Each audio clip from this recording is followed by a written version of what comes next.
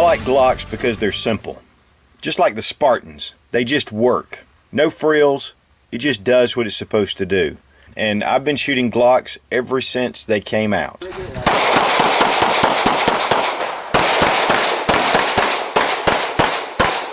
Now, one thing I want to say before we get started is that both of these guns are unloaded. One of the reasons that you know that for certain is the trigger has been pulled on both of these guns. It's in the rearward position, but we're going to go ahead and just look in the chamber just to be extra safe.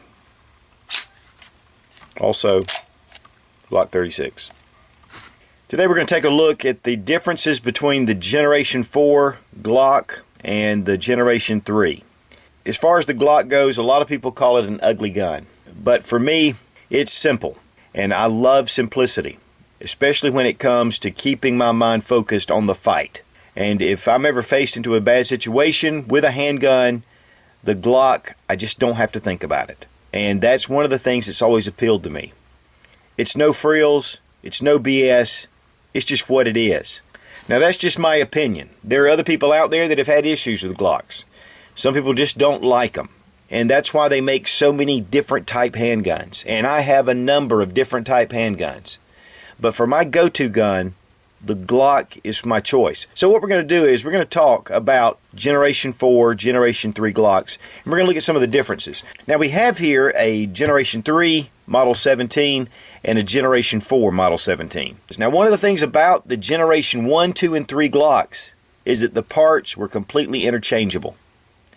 That changed with the Glock 4. There are some parts that just will not interchange, but there are a lot of parts that do. So it's a good gun to be able to complement other Glocks in your collection. Now there are two key features that the Glock changed with the Generation 4. The first was ergonomics, and the second was their recoil system. And so we're going to take a look at the differences and the advantages and possibly the disadvantages of having this kind of system. And so first we're going to really take a look at ergonomics. And the number one thing that you're going to notice about the ergonomics, and one of the things that happened with Springfield Armory, with the M&P, with the Walther, a lot of other guns, is the multiple interchangeable back straps.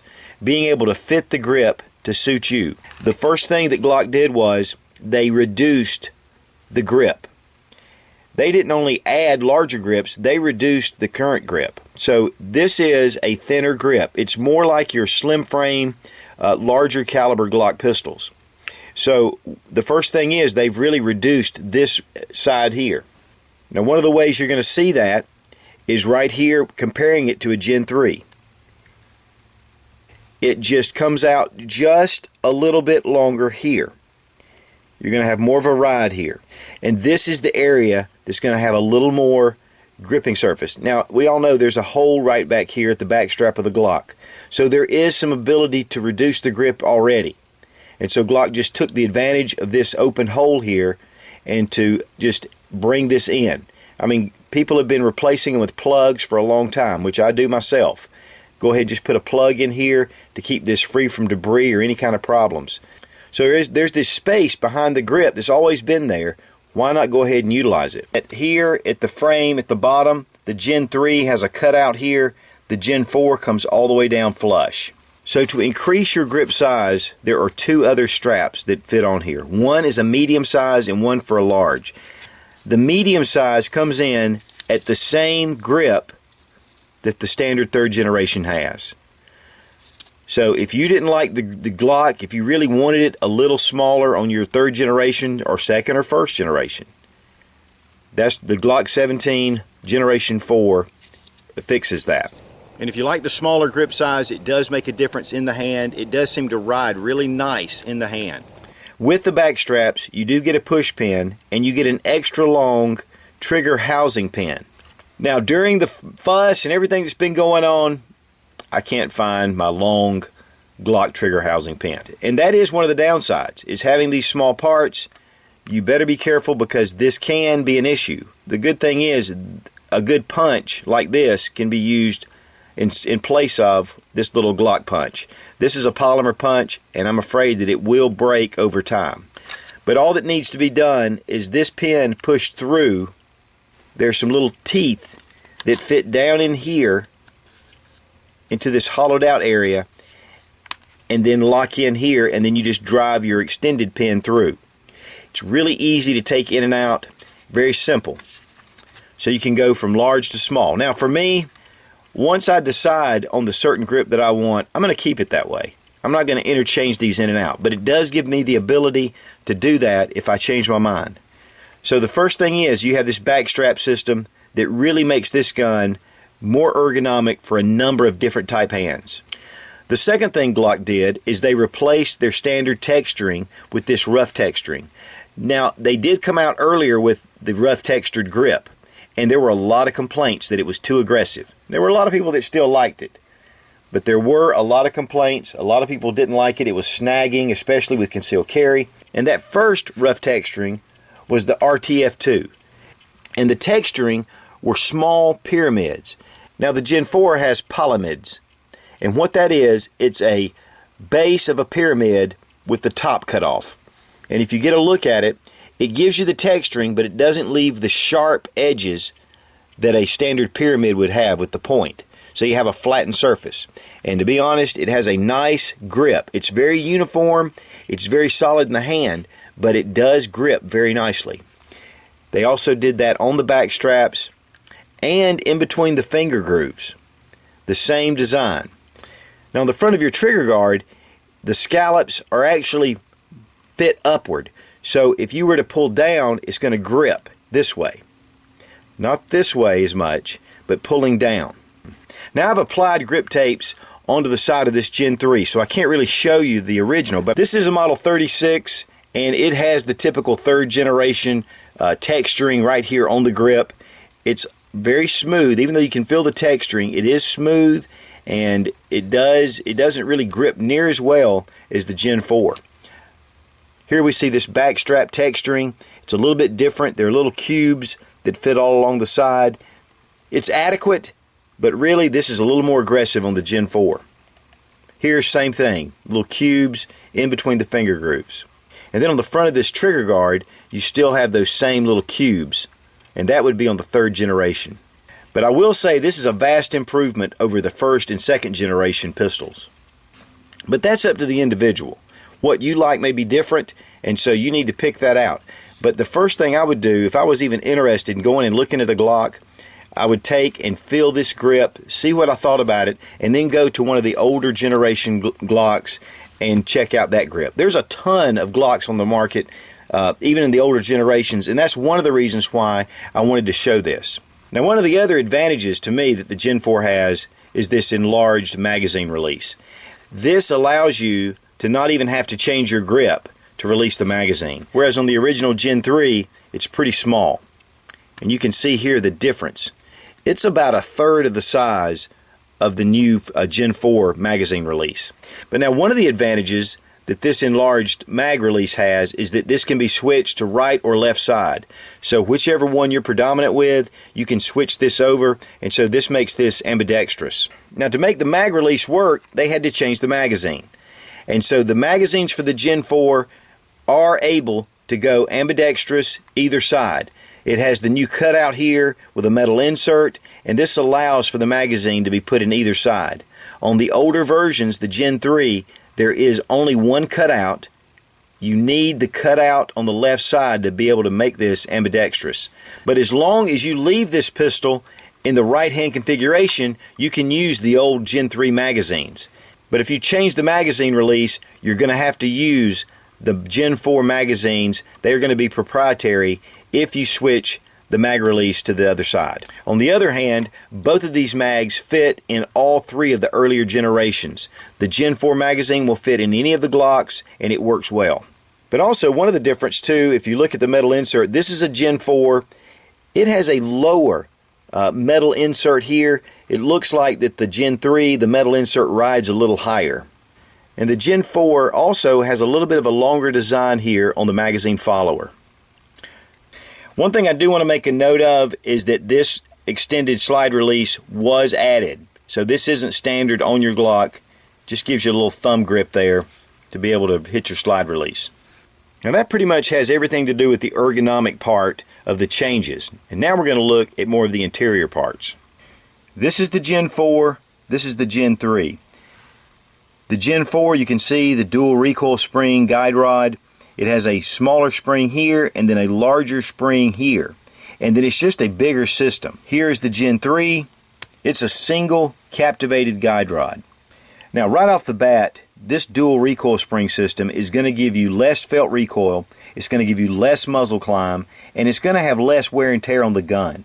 These springs are taking on a lot of the recoil, so you're going to have less felt recoil, and it does. It adds a lot to it. I'm telling you, when we were shooting, it was amazing the difference between the two. Now the double recoil guide rod definitely makes a difference in felt recoil.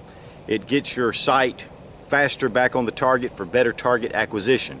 So that in itself is a big plus. You can get the same type double compressed springs for your basic third generation and second and first generations. So that doesn't limit it just to the fourth generation. But even before the fourth generation came out, Glock started putting these in their subcompact pistols.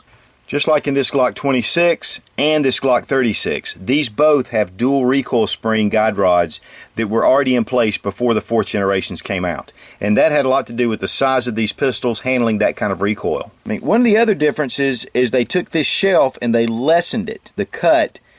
This would allow for the fourth generation to be able to have the double recoil spring guide rod in place here. So your third generation, the shelf's going to be a little bit higher, and then the fourth generation is going to be just a touch lower. Everything else pretty much though is the same. Also, if you'll notice in the frame, here's your fourth generation, here's your third. The fourth generation has been hollowed out some here. You can even see the serial number plate, which you can't see in the third generation. And this of course allows for this guide rod to fit right in here. Whereas in here, it won't even reach back here to the back part. So this was enlarged to allow this to fit. If you look at this rail system on the third generation, it is a little beefier, even this part right here. A little bit more than your fourth generation. All this was done, of course, just to be able to put this dual guide rod system in there. Now this gives you a better idea of the difference in the cuts. And you can see how much larger the dual recoil spring system is over the old system and the plastic guide rod here. It has a full end to the frame. Here you can see the cutouts with the frame. But this was done to actually allow this to fit into the frame. With the fourth generation, they've now replaced the front sight. Instead of it being staked on like the third generation, you have a little bolt here that you can take the sight in and out. And that little bolt actually goes all the way to the top of the front sight, and you can barely see it right here. So it makes this a really secure system and really easy to change these sights out. Now in the third generation, you can see right here where it's been staked in. Also, there's a larger circle right here in the third generation. On the fourth generation, it's a smaller relief. The fourth generation, which is on the left, this has been extended to a larger circle, and then of course your generation 3 has the smaller piece. Also, one way to know that you have a generation 4 slide is that it's marked right on the slide itself. There are a few other differences in barrel markings on the two different pistols. They're very minor, just different places where things have been put. One of the things, I'm not going to pull it all out, but there is a slight difference in the trigger housing with the Gen 3 and Gen 4. The Gen 4 has been relieved some at the bottom of the trigger housing to be able to fit down in to this area because of the reduction in the grip. Here you can see another area of the grip to be able to see. It's not a lot of a difference, but it is enough that you can tell it when you put it in your hand. Of course, the functioning and the assembly and disassembly of these pistols is the same. If you're used to messing around with Glock pistols, the Gen 4 will be right at home. The Generation 4 definitely has a few advantages, especially if you're a left-handed shooter or you want a different grip on your Glock pistol. I think that the Gen 4 would be a nice way to go. Also with the recoil springs, the dual recoil springs, that does give you an advantage with the felt recoil, muzzle rise, etc. Glock has been making excellent pistols for years, and even on the used market, buying third, second, and first generation guns, you're still getting a great gun for the money. But if you want a few upgrades, the Generation 4 is a great way to go. Glock has been going strong since 1982, and they're just as popular today as they ever have been. Glock Gen 4, top notch, in my humble opinion. Be strong, be of good courage. God bless America. Long live the Republic.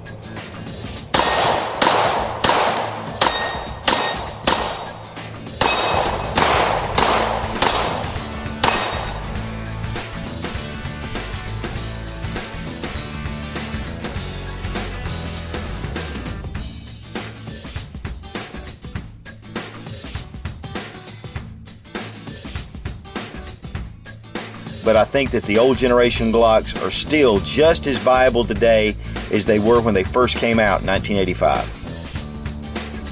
They didn't come out in 1985, they came out in 1990. The fourth generation, which is on the right, nope. This is polymers, and what they are small little, now these that they've started with the Gen 4, now the Gen 4 has pyramid, and that was the FT, and that grip was called the R. You know, they say the Glock is an ugly pistol. Beauty is in the eyes of the beholder.